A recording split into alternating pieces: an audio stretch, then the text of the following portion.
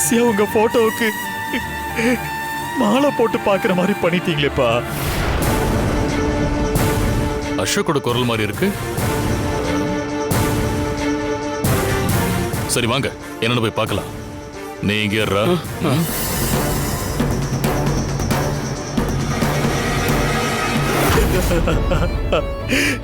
எவ்வளவு வாட்டி சொல்லியிருக்கேன், எதுவா இருந்தாலும் சொல்லுங்கப்பா சொல்லுங்கப்பா, நான் பாத்துக்கிறேன்னு. ஆனா நீங்க போய் இப்படி ஒரு முடிவு எடுத்துட்டீங்களேப்பா. ஐயோ என்னப்பா நீங்க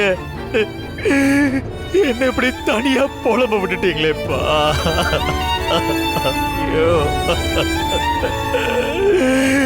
அம்மாவும் இல்ல நீங்களும் இல்லைன்னா நான் என்னப்பா பண்ணுவேன். அப்பா அப்பா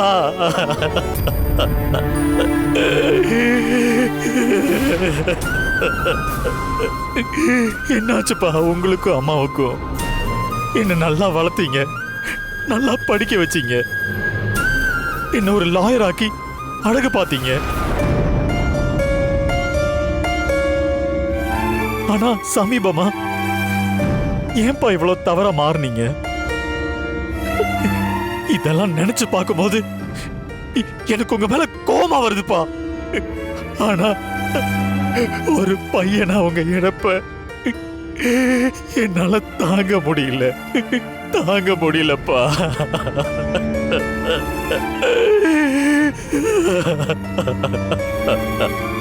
அசோக், பெரியப்பா, அப்பா என்னை விட்டுட்டு போயிட்டாரு. இனிமே நான் என்ன பண்ணுவேன் பெரியப்பா, என்ன பண்ணுவேன்? நான் இனி என்ன பண்ணுவேன் சொல்லுங்க பெரியப்பா. டேய் அசோக், அழாதப்பா. எப்படி பெரியப்பா அழாம இருக்க முடியும்? எதுவா இருந்தாலும் நாம தாங்கிதான் ஆகணும். பெரியப்பா, அப்பா ஏன் இப்படி பண்ணாரு? நம்மளெல்லாம் ஒரே அடியா தவிக்க விட்டுட்டு போயிட்டாரு. ஏன் பெரியப்பா அப்பா இப்படி பண்ணாரு? எனக்கு எதுவுமே புரியல பெரியப்பா.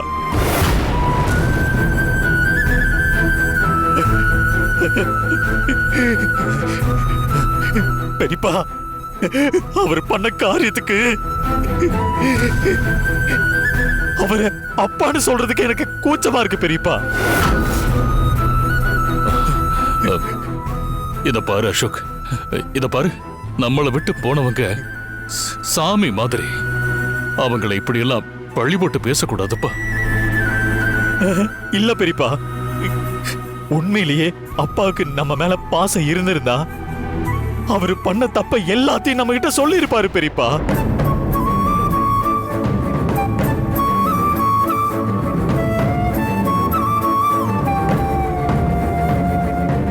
அப்படி மட்டும் சொல்லி இருந்தா அடுத்து என்ன பண்ணலான்னு நாமெல்லாம் யோசிச்சு ஒரு முடிவு பண்ணிருக்கலாமே. ஆனா அவர் என்ன பண்ணாரு? நம்ம யார பத்தியுமே கவலைப்படலையே பெரியப்பா.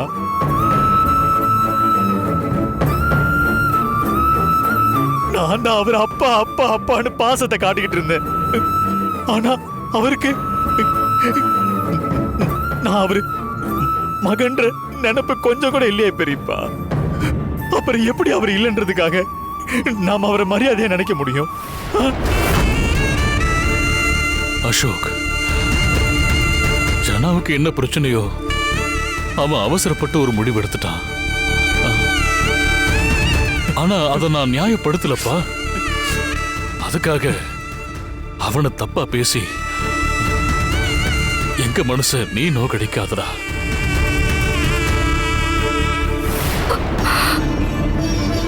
பெரியப்பா, நம்ம கூடவே இருந்துகிட்டு கடைசி வரைக்கும் எதுவுமே சொல்லாம விசாரிக்க போலீஸ் வந்ததும் அவர் தப்பிச்சு ஓடினாரு. அந்த டைம்ல எனக்கு எவ்வளவு அசிங்கமா இருந்துச்சு தெரியுமா? ஒரு கோழை மாதிரி அவரோட உயிரை அவரே மாய்ச்சிக்கிட்டாரு. அவர் எப்படி என்னால அப்பாவா நினைக்க முடியும்? என்னால முடியாது பெரியப்பா, என்னால முடியாது. அசோக், உன் அப்பா தப்பானவர் கிடையாது. என்ன நடந்துச்சு ஏது நடந்துச்சுன்னு நமக்கு எதுவுமே தெரியல.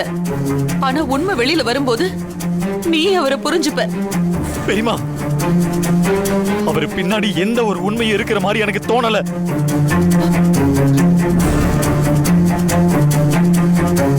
அப்படி இருந்தா அவர் சாவ தேடி போயிருக்க மாட்டாரு. என்னடா அவர் மாட்டிக்கிட்டா நம்ம எல்லார் முகத்திலையும் முழிக்க முடியாதுன்ற ஒரு குற்ற உணர்ச்சி. அதனாலதான் அவர் இந்த முடிவை தேடிட்டாரு. அசோக், எங்களோட கடைசி நம்பிக்கை நீதாண்டா. நீ ஏன் இப்படி மனசு வறுத்து பேசினா எப்படி? பெரியப்பா, முதல்ல வீணாண்ணே, அப்புறம் அம்மா, இப்போ அப்பா. எனக்கு யார நம்புறது யார நம்ப கூடாதுன்னு ஒண்ணுமே புரிய மாட்டேங்குது. யார பார்த்தாலும் சந்தேகமா பார்த்துக்கிட்டு இருக்கேன்.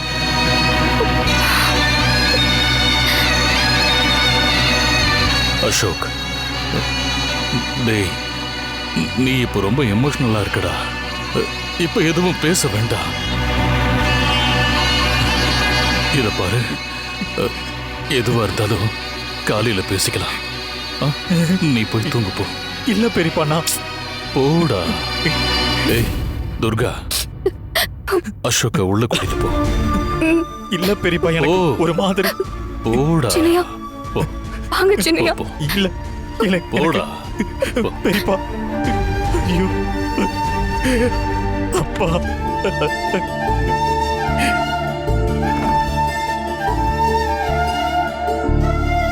நீயும் போய் தூங்கு போ.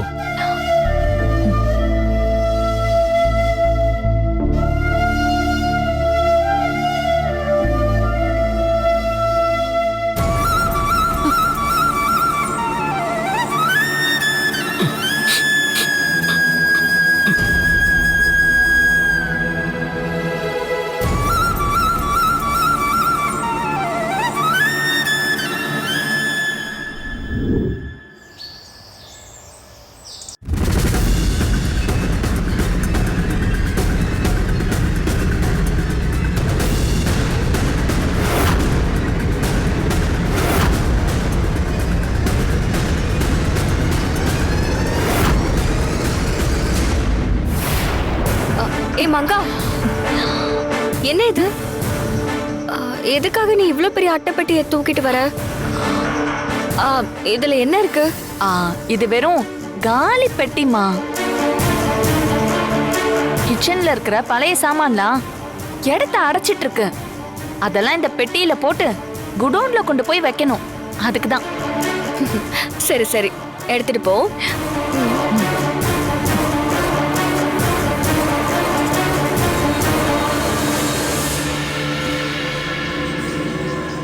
மங்கா, உனக்கு எதுக்கு இந்த தேவையில்லாத வேலை? வந்த வேலையை மட்டும் பாரு. ஓ, இந்த அட்டைப்பெட்டியே எடுத்துட்டு போறத சொல்றீங்களா? அம்மா, நான் வந்த வேலைய பார்க்கதான் இதை எடுத்துட்டு போறேன்.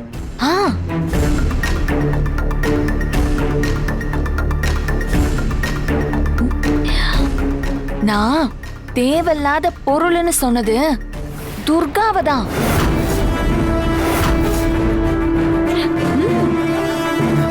அப்படின்னா துர்காவை கொன்னு இந்த பெட்டியில வச்சு பார்சல் பண்ண போறியா?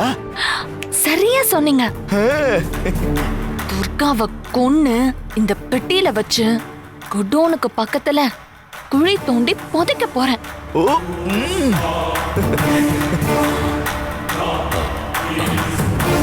ஏய் மங்கா, துர்காவை கொண்டு பெட்டியில எடுத்துட்டு போறதெல்லாம் ஓகே.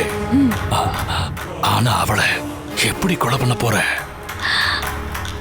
ஐயா, நான் இங்க வந்ததுல இருந்து எல்லாருக்கும் நான் தான் சமைச்சு போட்டுட்டு இருக்கேன்.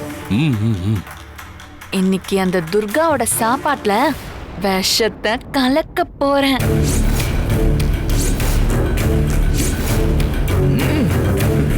அவளும் எப்பவும் போல சாப்பிட்டுருவா.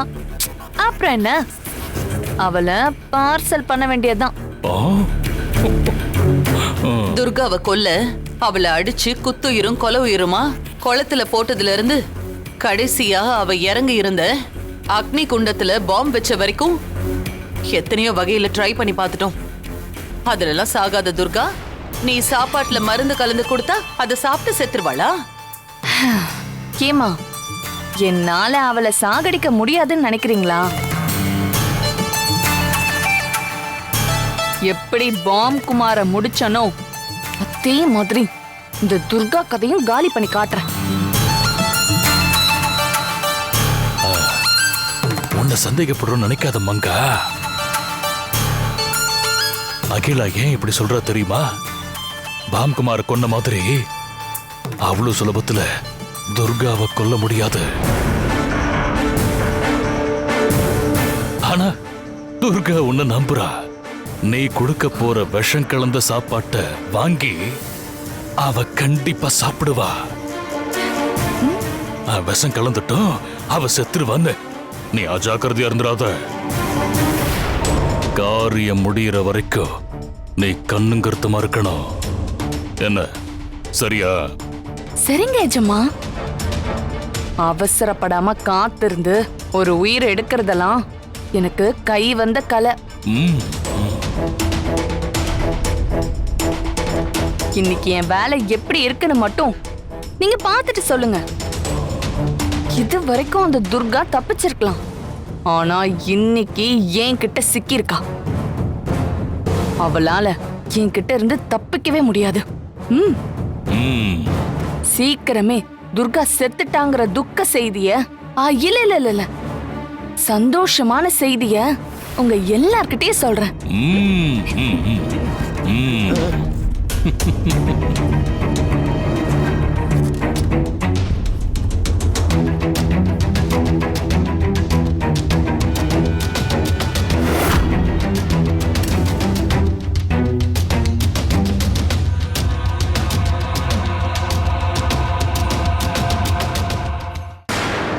Madam, courier madam.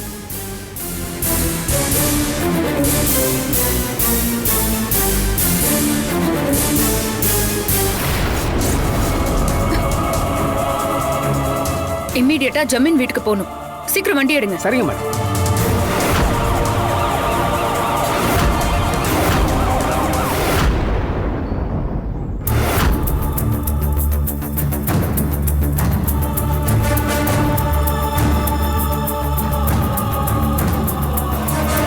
டேய் ஜனா, டேய் ஜனா. அண்ணே, எந்திரி எந்திரி வா.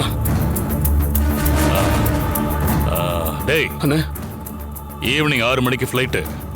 எல்லா ஏற்பாடும் பண்ணியாச்சு. நீ உடனே கிளம்பணும். இது பாரு, பாஸ்போர்ட், டிக்கெட்டு, ஜெராக்ஸ் எல்லாம் இருக்கு. பத்திரமா வச்சுக்கோ.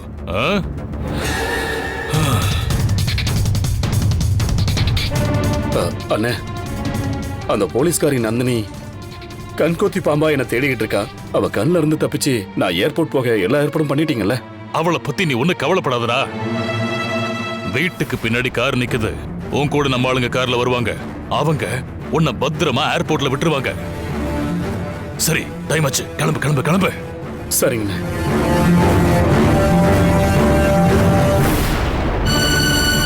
அண்ணே.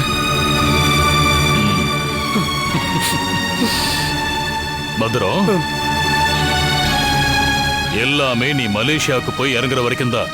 அதுக்கப்புறம் எந்த பிரச்சனையும் கிடையாதுடா. ஆனா ஏர்போர்ட் போய் ஃப்ளைட்ல ஏறுற வரைக்கும் ஜாக்கிரதையாரு. எல்லாத்துலயும் முன்னெச்சரிக்கையா இருக்கணும். பாத்துக்கோ. சரிண்ணே. டேய் அர்ஜுன், அப்பா, ஜனாவை கூட்டிட்டு போயிட்டு வீட்டுக்கு பின்னாடி நிக்கிற கார்ல அவனை பத்திரமா ஏத்தி அனுப்பிடு. சரிப்பா. போங்க. நான் போயிட்டு வந்துடுறேன். வாங்க சித்தப்பா.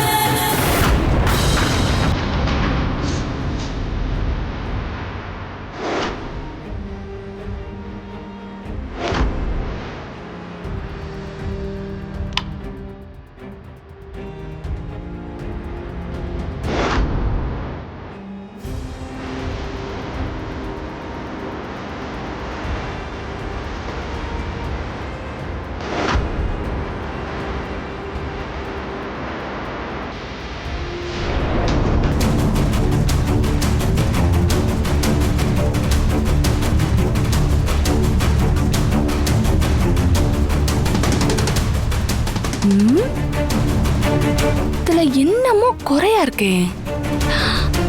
ஆ.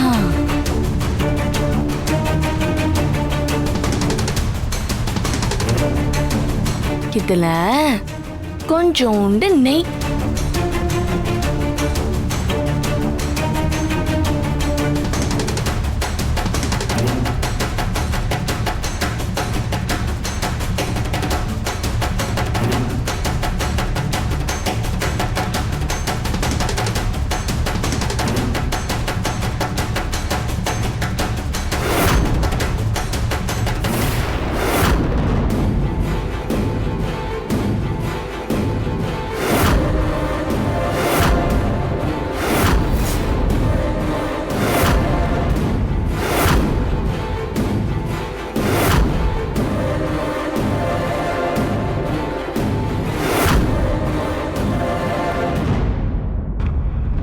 கொஞ்சம் விஷம்.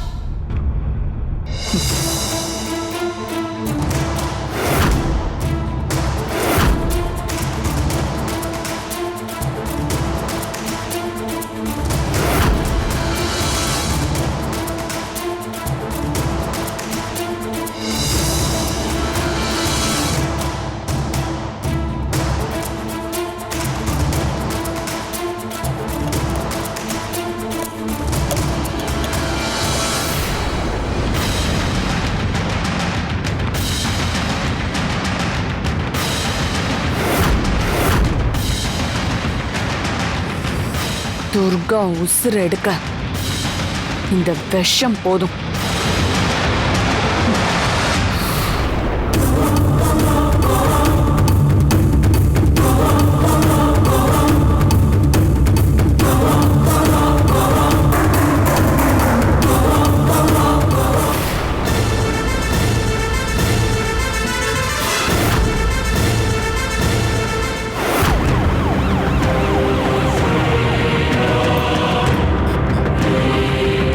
வாங்க போலாம்.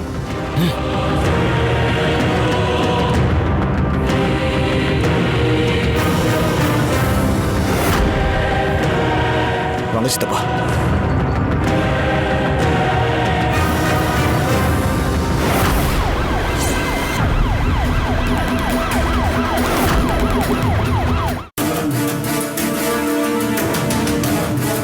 சித்தப்பா இவன் நம்ம ஆளுதான். ஆ, பார்த்து சேஃபா நீங்க ஏர்போர்ட் போயிடலாம்.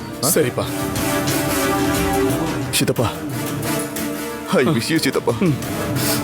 பார்த்து போயிட்டு வாங்க. ஆ, அர்ஜுன், அண்ணனை நல்லபடியா பாத்துக்கடா. அண்ணன் தான் என் உசுரு. அவர் இல்லாம நான் எப்படி இருக்க போறேன்னு தெரியல. இந்த நிலைமையில நீ அண்ணனுக்கு சப்போர்ட் ஆயிடுறா. நான் பாத்துக்கிறேன் சித்தப்பா, நீங்க கவலைப்படாதீங்க. ம். டேய் பார்த்து பத்திரமா கூட்டிட்டு போகணும். ஏர்போர்ட் போற வரைக்கும் எங்கேயும் கார் நிக்க கூடாது. அதே மாதிரி எதுக்கும் தயாராயிரு. சரிண்ணே, நான் பாத்துக்கிறேண்ணே. சரி இப்போ வண்டி எடு. சித்தப்பா பார்த்து பத்திரமா போயிட்டு வாங்க. சரிப்பா. உட்காருங்க.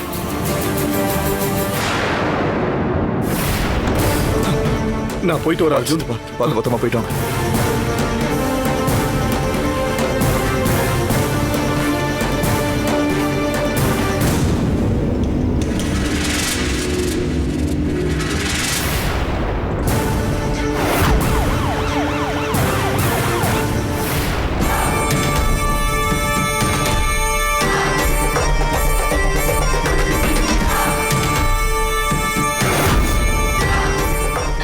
துர்காம்மா,